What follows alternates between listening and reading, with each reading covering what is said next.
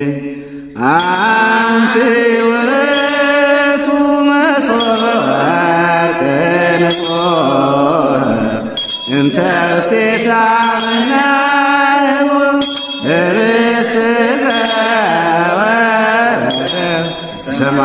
ሰማያት ወሕይወት ለኩሉ ዓለም ጾመ ፍልሰታ ጾመ ነቢያት ጾመ ገሃዲላ ቤተክርስቲያንና ነዞም ሸውዓተ አጽዋማት እዚአቶም ናይ አዋጅ ጾም ኢላ አቀሚጣቶም አላ። ስለዚ ጾም ማለት እንታይ ማለት እዩ? ቅድሚ ጾመ ፍልሰታ ምባልና ዓብይ ጾመ ፍልሰታ ብፍላይ ዓብይ በረኸት ዘለዎ ኢሉ ዓብይ ጸጋ ዘለዎ እዩ። ስለዚ በዚ ምክንያት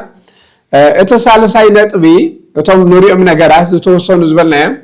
እቲ ሳልሳይ ጾም ክንኣቱ ከለና ወይ ድማ ሱባኤ ክንኣቱ ከለና ናብ እግዚአብሔር አምላኽ ሱባኤ ቅድሚ ምእታውና ከምዚ ዓይነት ዝብል ሕቶ ይመፀና እዩ። እግዚአብሔር አምላኽ ይሰምዓኒ ዶ ይኸውን ኣይሰምዓንን እዩ። ብጸሎት ብፍልይ ዝበለ ሰዓትን ብፍልይ ዝበለ ናብ እግዚአብሔር አምላኽ ንቀርበሉ ሳምንታት ይኸውን ማለት እዩ። ብኸመይ እቶ ሰለስተ ነገራት የድሊና።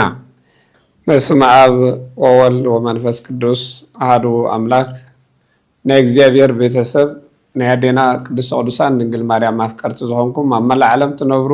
ነዚ ታቦት ዘደር ዝብል ቻናል ትከታተሉ ንመጀመርታ ግዜ ትሪእዎ ሰባት ሰብስክራይብ እንዳገበርኩም ላይክ እንዳገበርኩም እዚ አካውንት እዚ ንኽዓቢ ናይ ኩላትና ታራ ንኽንዋፃእ ናይ እግዚአብሔር አምላክ ቅዱስ ፈቃዱ ይሆነልና። ስለዚ ሎማዓንቲ ንመሃሮ ትምህርቲ ስለ ጾመ ፍልሰታ ክኸውን ከሎ ቅድሚ ናብቲ ትምህርቲ መታውና ግን እግዚአብሔር አምላኽና ነዚ ሰዓት እዚ ነዚ ዕለት እዚ ባሪኹ ቀዲሱ ስለ ዝሃበና ቃሉ ንኽንሰምዕ ወይ ስለ ዝፈቀደልና ክብርን ምስጋናን እግዚአብሔር አምላኽና ይኹን። ወላዲተ አምላክ ቅድስተ ቅዱሳን ድንግል ማርያም ናይ ነቢያት ትንቢት ናይ ሃዋርያት ስብከት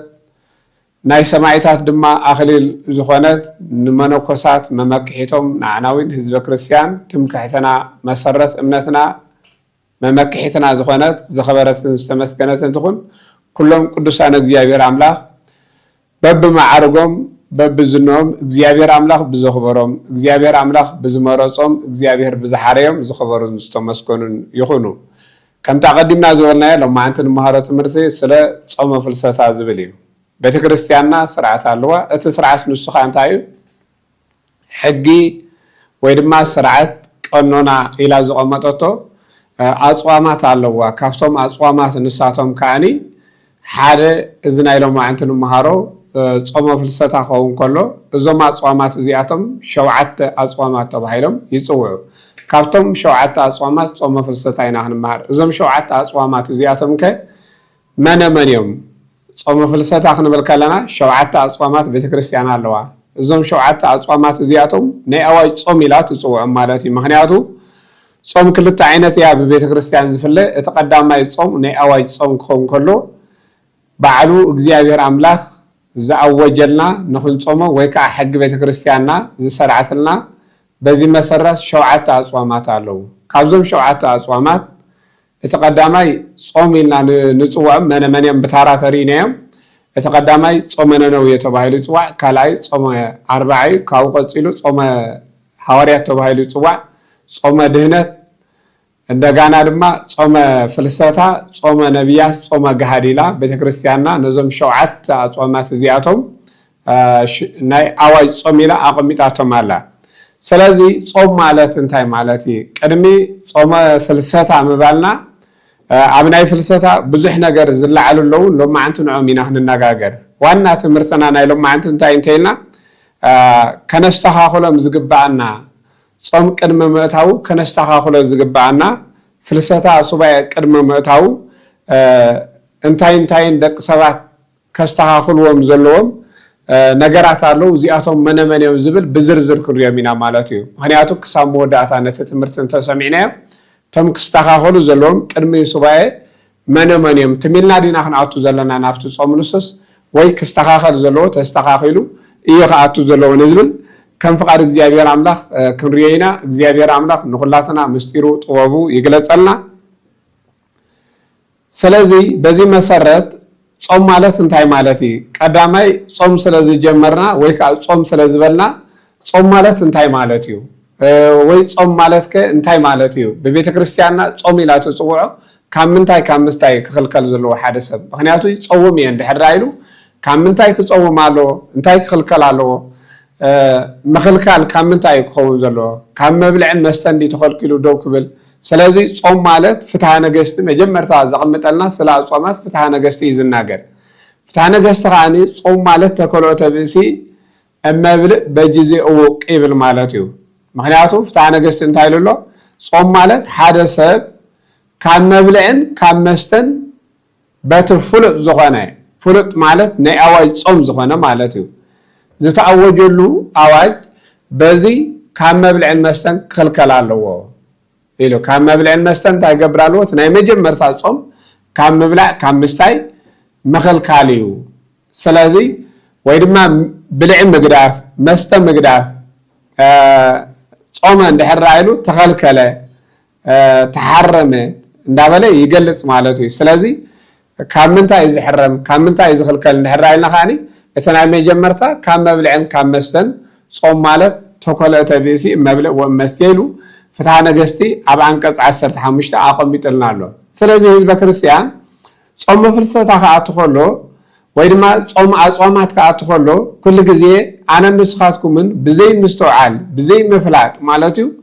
ትሚልና ናፍቲ ጾም ናኣትዎ ነገር ኣሎ ክንገብሮ ዝግባአና ተዳሊና ክናቱ ይግባአና ምክንያቱ ሓደ ሰብ ቅድሚ መኣዲ ምብልዑ የዳው ተሓፂብ እዩ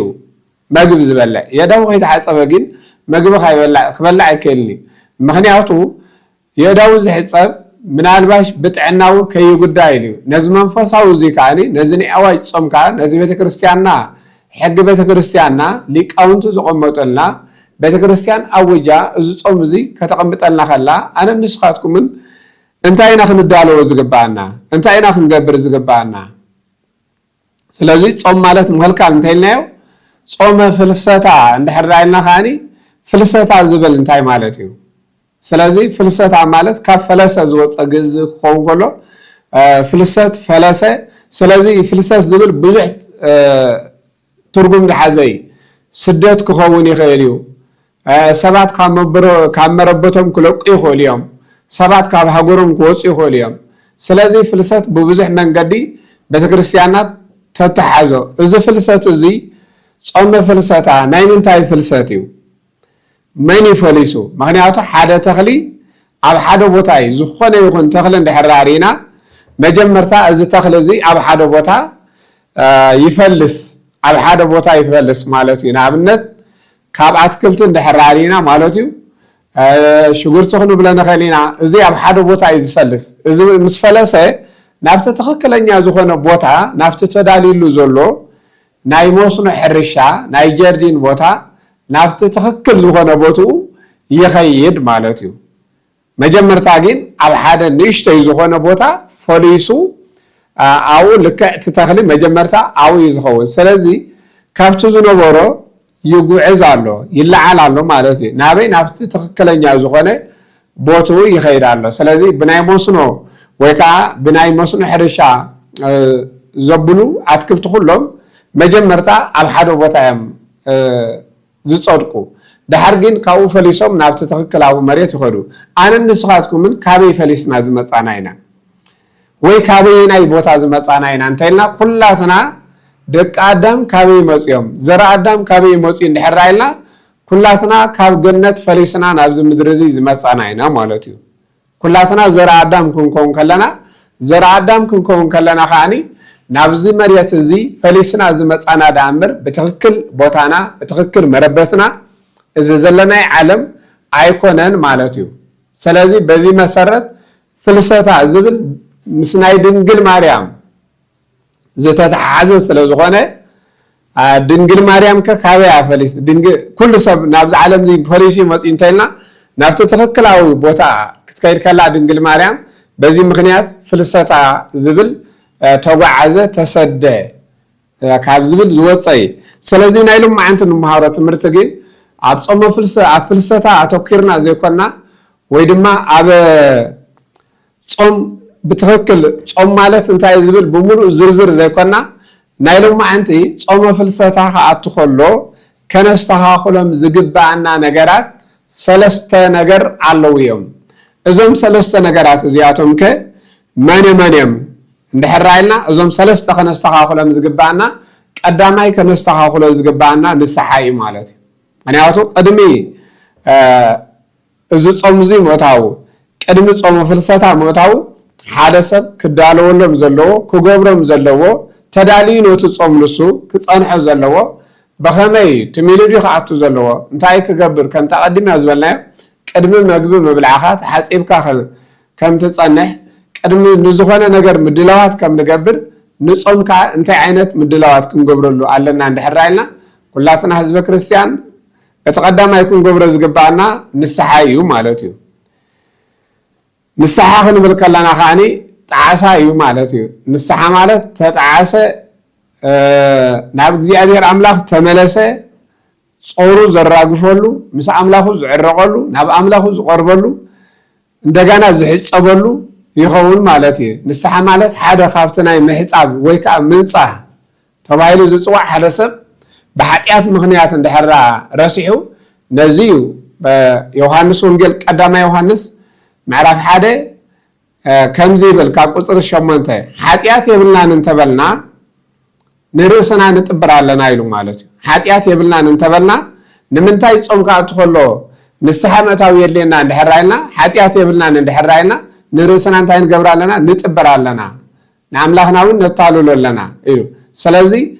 ኃጢአት የብለይን ዝብል ሰብ ንርእሱ ይጥብር ኣሎ ንርእሱ የታልል ኣሎ ስለዚ በዚ መሰረት ኩሉ ኃጢአት ኣለዎ ይዕበይ ይናስ ይድቀቕ በዚ መሰረት ኃጢአት እንድሕር ሃልይዎ ከዓኒ ኣቀዲሙ ክገብሮ ዘለዎ እንታይ እንድሕር ኢልና ከዓኒ ንስሓ ምእታው የድልዮ ማለት እዩ ሓደ ሰብ ንስሓ ምእታው ቀዳምነት የድልዮ ማለት እዩ ንስሓ ምስ ኣምላኹ ምትዕራቕ የድልዮ ጾሩ ምርጋፍ የድልዮ ምሕፃብ የድልዮ ልበ ኣምላኽ ዳዊት ኣብ መዝሙር ሓሙሳ ዘሎ እንድሕር ተመልኪትና ስለ ኃጢአት ህፅበኒ ወአንጻሃኒ ካብ ኃጢአተይን ካብ በደለይን ሕፀበንን አንጻሃንን ከም ዝበሎ ጸሪና ክንኣትዎ ከም ዘለና ነጽህና ክንኣትዎ ከም ዘለና ክንጸርየሉ ንኽእል ከዓኒ እቲ ቀዳማይ ምድላዋት ንስሓ ይኸውን ማለት እዩ ቀዳማይ ምን ንስሓ እንድሕር ኮይኑ ኣቀዲምና ቅድሚ ጾመ ፍልሰታ ምእታው ምስ ናይ ንስሓ ኣቦና ተራኺብና ምስ መምህረ ንስሓ ተራኺብና ግቡእ ንስሓና ወሲድና ናብቲ ጾም ንሱ ከዓ ብጸሎት ተዳሊና ኣለና ማለት እዩ ስለዚ ነዚ ጾም እንታይ ገርና ኣለና ሃንደበት ዘይኮነ ዝኣትወና ተዳሊናሉ ነዚ ጾም ንሱ ንኣትዎ ኣለና ማለት እዩ እቲ ቀዳማይ ክንገብሮ ዝግባአና እዚ ማለት እዩ እቲ ካልኣይ ከዓኒ ስጋው ደሙ ክንቆርብ ይግባአና ኣብ ውሽጢ ጾመ ፍልሰታ ክንገብሮም ዝግባአና ኣቀዲምና ንስሓ ኣቲና ኣለና ኣብ ውሽጢ ጾመ ፍልሰታ ቁርባን ክንወስድ ይግባአና ምክንያቱ ጾም ማለት ዓብይ ጾመ ፍልሰታ ብፍላይ ዓብይ በረኸት ዘለዎ ኢሉ ዓብይ ጸጋ ዘለዎ እዩ ስለዚ በዚ ምክንያት እቲ ሳልሳይ ነጥቢ እቶም ንሪኦም ነገራት ዝተወሰኑ ዝበልናዮም እቲ ሳልሳይ ጾም ክንኣቱ ከለና ወይ ድማ ሱባኤ ክንኣቱ ከለና ናብ እግዚአብሔር አምላኽ ሱባኤ ቅድሚ ምእታውና ከምዚ ዓይነት ዝብል ሕቶ ይመፀና እዩ እግዚአብሔር አምላኽ ይሰምዓኒ ዶ ይኸውን ኣይሰምዓንን እዩ ምክንያቱ ጸሎተይ ሱባኤ ዝኣትዎ ዘለኹ ሱባኤ ዝኣትዎ ዘለኹ ጾም ዝኣትዎ ዘለኹ ሱባኤ እግዚአብሔር አምላኽ ይሰምዖ ዶ ይኸውን ኣይኸውንን ዝብል ኣብ ውሽጥና ምጥርጣር ኣብ ውሽጥና ናይ እምነት ጉድለት ክህሉ የብሉ ብፍጹም እምነት እንታይ ክንገብር ይግባአና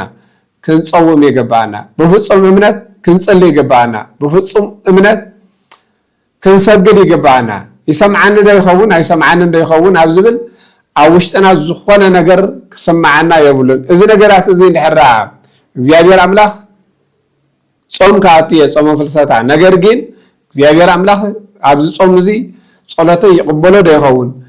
ኣይቅበሎን ዶ ይኸውን ተቀቢልኒ ዶ ይኸውን ኣብ ዝብል ኣብ ውሽጥና ናይ ምጥርጣር እምነት ክህልወና የብሉን ማለት እዩ እምነትኩም ፍጽምቲ ትኾኑ ዝብለና ወንጌል እንታይ ዝብለና እምነትኩም ከም ኣድሪ ፍጽምቲ ክትከውን ኣለዋ ኣድሪ ጉድለት ካብ ዘይብላ ክንድፍረ ኣድሪ ተኣክል እምነት ተልያትኩም ማለት ኮ ፍጽምቲ እምነት ማለት እዩ ስለ ቃሉ እግዚአብሔር አምላኽ ዝኸበረን ዝተመስገነን ይኹን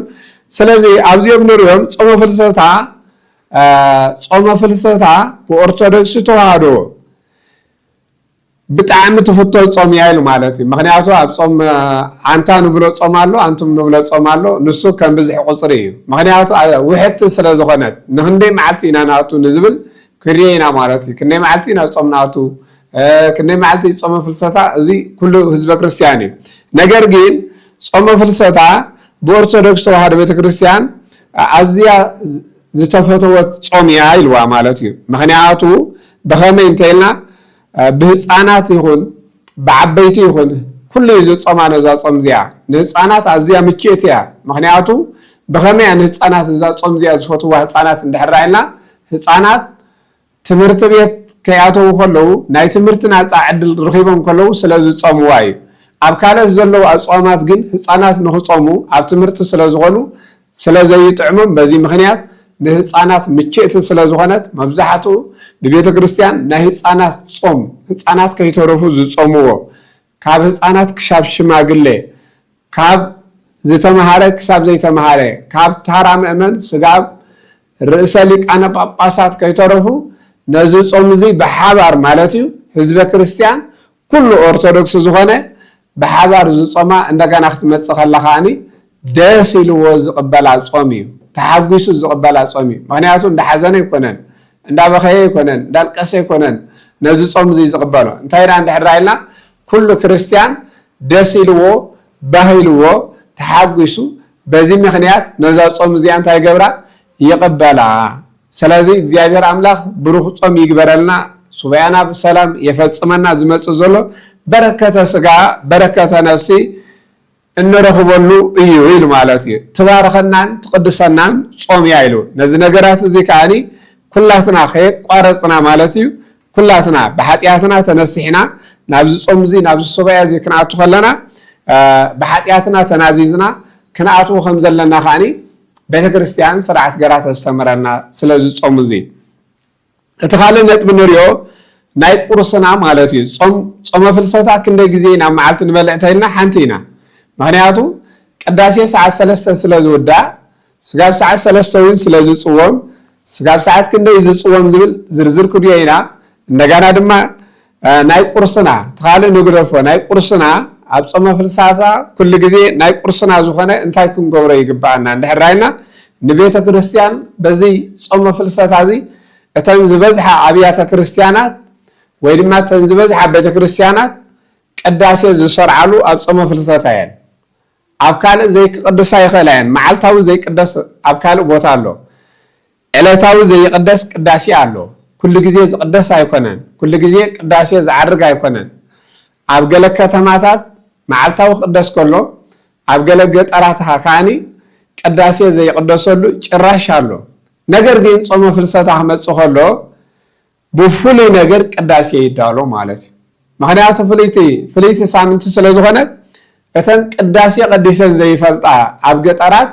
ኩሉ ግዜ ዘይቅድሶ ብመዓልታዊ ዘይቅድሶ ከማን ወሓደ ኣገልግሎት ዘለወን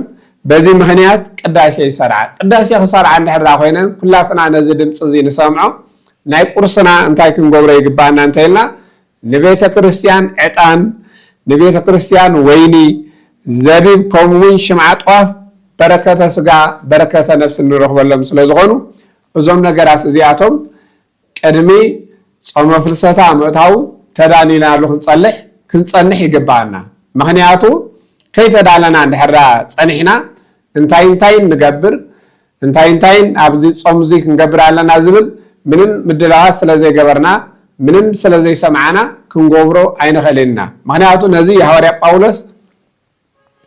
እምነት ካብ ምስማዕ ዝበላ ኣብ ሮሜ መልእኽቱ እንታይ ኢሉ ኣሎ እምነት ካብ ምስማዕ እዩ ሰብ ምስ ሰምዐ እዩ ወይ ከዓ ምስ ተምሃረ ከተግብር ዝኽእል ከይሰምዐ ምንም ክገብር ኣይክእልኒ ስለዚ ነዚ ድምፂ እዚ ትሰምዑ ሰባት ንመጀመርያ ግዜ ትሰምዕዎ ሰባት ናብ ካልኦት ኣሕዋትኩም ከተካፍልዎ ይግባእ ነዚ ድምፂ እዚ ንመጀመርታ ግዜ እትሰምዕዎ ሰባት ስለዚ ጸሎት ሰዓታት ኣብ ውሽጢ ጾመ ፍልሰታ ፍሉይ ነገር ኣለዎ ፍሉይ ጸሎት ኣሎ ፍሉይ ኪዳን ኣሎ ፍሉይ ቅዳሴ ኣሎ ፍሉይ ውዳሴ ኣለዋ ምክንያቱ ከመይ ኢሉ ፈፍልዮ ዝኸኣለ ፍሉይ ክገብሮ ዝኸኣለ ካብቶም ካልኦት ዘለዉ ቅዳሴ ካብቶም ካልኦት ዘለዉ ኣጽዋማት ካብተን ካልኦት ዘለዋ 7 ኣጽዋማት ፍሉይ ነገር ጾመ ፍልሰታ ፍልይቲ እያ ማለት እዩ ምክንያቱ ብኣንቲ ኢና ሒዝናያ ዘለና ምክንያቱ ጾመ ፍልሰታ ኢና ንብላ ፍሉይ ከንብሎ ዘይከኣልና ብመዓልታት መውሓዲ እዩ ዕለታት ጾታ ስለ ዘለዎም ኣይኮኑን ነገር ግን ዕለተ ሰንበት ኢልና ንፅዋዓ ዕለተ ሰኒ ኢልና እውን ንፅዋዓ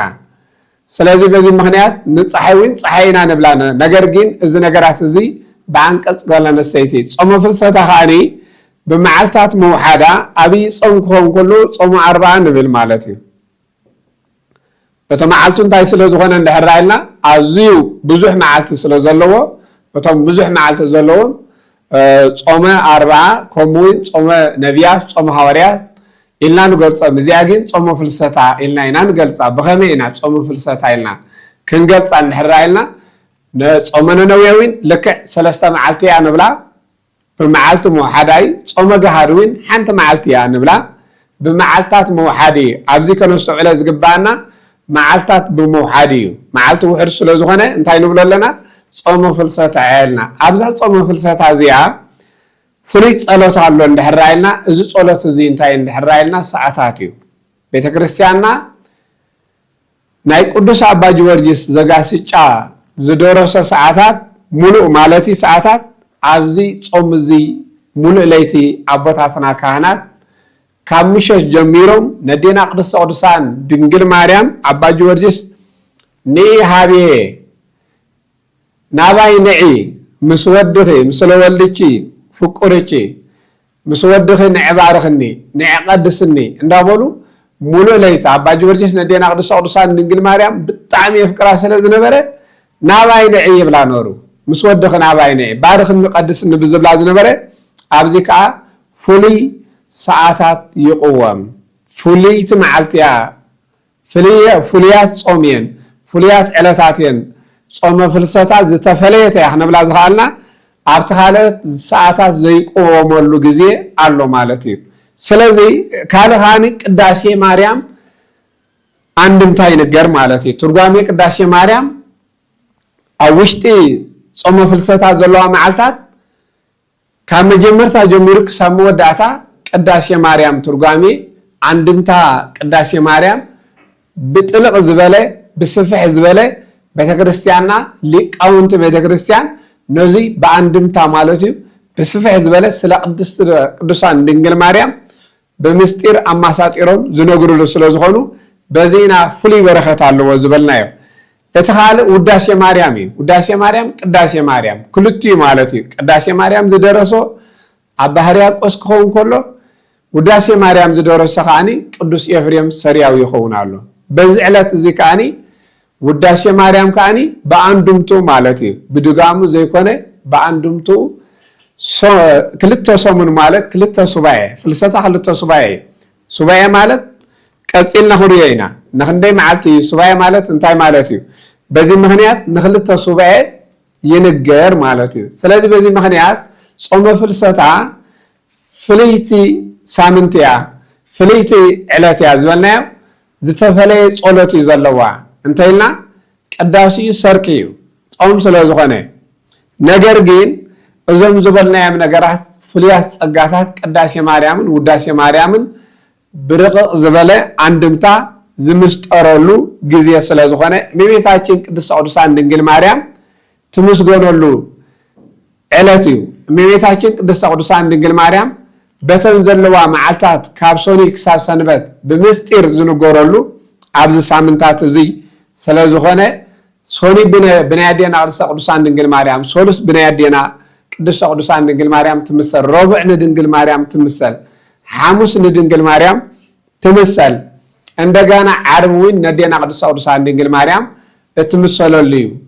ቀዳም እውን ነዴና ቅድስተ ቅዱሳን ድንግል ማርያም ትምሰል ሰንበት ነዴና ቅድስተ ቅዱሳን ድንግል ማርያም ትምሰል በኸመይ በቅዳሴ ማርያምን ብውዳሴ ማርያምን አንድምታ ኣማሳጢራ ቤተክርስትያንና እዚ ዕለታት እዚ ናይ ድንግል ማርያም ምሳሌ ኢላ ፍሉይ ጸሎትን ፍሉይ ቅዳሴን ፍሉይ ሰዓታትን ሙሉእ ለይቲ ዝሕደረሉ ስለ ዝኾነ በዚ ምክንያት ተዳሊና ክንጸንሕ ይግባአና ስለዚ ካብኡ ቀፂልና ንሪኦ ሱባኤ ዝብል እዩ ሱባኤ ማለት እንታይ ማለት እዩ? ሱባኤ ዝብል እንታይ ማለት እዩ? ብኸመይ ከ ሱባኤ ይእቶ? እቲ ዋና ናይ ቀንዲ ትምህርትና እዚ እዩ። ሱባኤ ብኸመይ ክኣቱለኒ ክብል ኣለዎ ሓደ ሰብ። ብኸመይ ይእቶ፣ ንመን ከ ይእቶ፣ ኣበይ ከ ይእቶ ዝብሉ ነጥብታት እዚኣቶም ኣገደስቲ እዮም ማለት እዩ። ምክንያቱ ሱባኤ ብኸመይ ዝእቶ? ሱባኤ ማለት ከ እንታይ ማለት እዩ? ሱባኤ ማለት ካብ 7 ዝወፀ እዩ። ሱባኤ ማለት እንታይ ማለት እዩ? ካብ 7 ቁፅሪ ዝወፀ እዩ። 7 ማለት እዩ። ሱባኤ ማለት 7 ማለት እዩ። ስለዚ በዚ መሰረት እዚ 7 መዓልቲ እዚ ጾመ ፍልሰታ ክንብል ከለና 7 መዓልቲ 7 14 ይኸውን ኣሎ። ኩሉ ኣጠቃላይ ጾመ ፍልሰታ ክንደይ ይኸውን ኣሎ እንድሕር ኢልና 7 ክንደይ ይኸውን ኣሎ? 14 መዓልቲ ይኸውን ኣሎ። 7 ተደምሮ 7 እንተይልና ስለዚ ኣብዚ ሱባኤ እዚ ካብ እኽሊ ተኸልኪልና፣ ካብ ማይ ተኸልኪልና፣ ካብ ሓጎስ ተኸልኪልና፣ ካብ ደስታ ዝህቡ ነገራት ተኸልኪልና፣ ካብ ብዙሕ ነገራት ናይ ሓጢኣት ተኸልኪልና ርሒቕና ናብ ፈጣሪና ንቆርበሉ ፍቅሪ እግዚኣብሔር ኣምላክ ክሓደረና ዝኽእል ብጥበብ ብጸሎት ብፍልይ ዝበለ ሰዓትን ብፍልይ ዝበለ ናብ እግዚኣብሔር ኣምላክ ንቆርበሉ ሳምንታት ይኸውን ማለት እዩ። ብኸመይ ይእቶ ሰለስተ ነገራት የድሊና። ብኸመይ ይእቶ ዝብልን ንመን ይእቶ ዝብልን ኣበይ ይእቶ ዝብልን። ብኸመይ ይእቶ ዝብል ሱባኤ ክንኣቱ ከለና እንታይ ክንገብር ኣለና? ናብ እግዚኣብሔር ኣምላክ ምሕረት ክንልምን ኣለና ማለት እዩ። ክንሓትት ኣለና ንእግዚኣብሔር ኣምላክ ሓደ ነገር ሒዝና ክንኣቱ ኣለና። ምክንያቱ ትሚልና እንድሕር ኣቲና ሱባኤ ትሚልና ክንወፅእ ኢና ከይጨበጥና ማለት እዩ። ንእግዚኣብሔር ኣምላክ ሓደ ነገር ክንነግሮ ኣለና። ብኸመይ ንእቶ ንዝብል ንሱ እዩ። እቲ ካልኣይ ንመን ይእቶ ዝብል ንስለዚ ተኣሰሩ ክኸውን ይኽእል እዩ። ኣብ ማእሰርቲ ዘለዉ ወገናትና፣ ኣብ ማእሰርቲ ዘለዉ የሕዋትና ክኸውን ይኽእል እዩ። ወይ ድማ ኣበይ ይእቶ ንዝብል ከዓኒ ኣብ ገዳም ምእታዊ ይከኣል እዩ፣ ኣብ ቤተክርስትያን ምእታዊ ይከኣል እዩ፣ ኣብ ቤትና ድማ ምእታው ይከኣል እዩ ማለት እዩ። ስለዚ ብሕፅር ዝበለ ስለ ጾመ ፍልሰታ ብኸመይ ክንኣቱ ኣለና፣ ንመን ኢና ክንኣትዎ ዘለና፣ ኣበይ ቦታ ኢና ክንኣቱ ዘለና ዝብል ናይ መወዳእታ ማለት እዩ። ብኸመይ ክንኣቱ ኣለና ነጊርና ኢና፣ ንመን ክንኣቱ ኣለና እንተኢልና ከዓ ሱባኤ ክንኣቱ ከለና ዕላማ ሒዝና ክንኣቱ ኣለና። ንርእስና ድዩ፣ ንወገናትና ድዩ፣ ንዝሓመሙ ድዩ፣ ናብ ማእሰርቲ ዘለዉ ድዩ፣ ንዝተፈላለየ ምክንያት ሒዝና ክንኣቱ ኣለና። ኣበይ ንዝብል ከዓ ኣብ ቤትና እውን ይከኣል እዩ። እቶም ቤተክርስትያን ዘይትረኽቡ ሰባት ኣብ ቤትኩም ኮይንኩም ክትኣትውዎ ትኽእሉ ኢኹም። ሕፅር ዝበለ ኣብ ገዳማትን ኣብ ቤተክርስትያን ዲ ዝእቶ ኣብ ገዳማት ዲ ዝብል ኣሎ። ስለዚ ኣብ ዘለናዮ ቦታ ኮይና ክንኣቱ ንኽእል ኢና። ቤተክርስትያን እንተዘይረኺብና ኣብ ቤትና፣ ቤተክርስትያን ተረኺብና ኣብ ቤተክርስትያን፣ ኣብ ገዳማት ንኸይድ ሰባት ከዓ ኣለና። ነገር ግን ክንከይድ ከለና ብኸመይ እንታይ ኢልና ነዞም ዝበልናዮም ነገራት ክንፍፅሞም ይግባአና። እግዚአብሔር ኣምላክ ዝመፅእ ዘሎ ጾምና ይቀበለልና፣ ብሩኽ ጾም ይግበረልና። ናብ ካልኦት የሕዋትና ንኽበፅሕ ነዚ ንመጀመርታ ግዜ ትሪእዎ ሰባት ታቦት ዘዶር ዝብል ዩቱብ ንመጀመርታ ግዜ ኣትኹም ትሪኢኹም ናብ ካልኦት ሸሪርኩም ኣባፅሕዎ ማለት እዩ። ምክንያቱ ነዚ ነገራት እዚ ወገናትና ይኹኑ የሕዋትና ይኹኑ ኣብ ዝተፈላለየ ቦታ ዘለዉ ኣብ መላእ ዓለም ዘለዉ ንኽሰምዕዎ። ወስብሐት ለእግዚአብሔር ወለወላዲቱ ድንግል ወለመስቀሉ ክቡር አሜን።